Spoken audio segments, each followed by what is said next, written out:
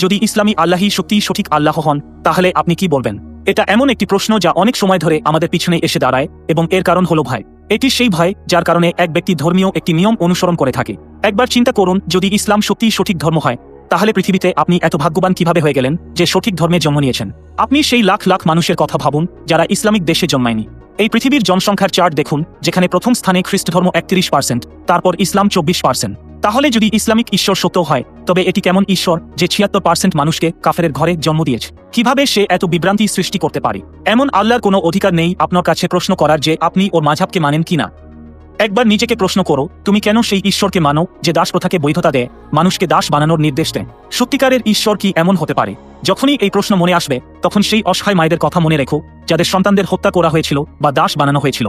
সেই দুর্ভাগা স্ত্রীদের কথা ভাবো যাদের স্বামীদের হত্যা করা হয়েছিল এবং তারপর তাদের সেনাবাহিনীর সৈন্যদের মাঝে বিতরণ করা হয়েছিল।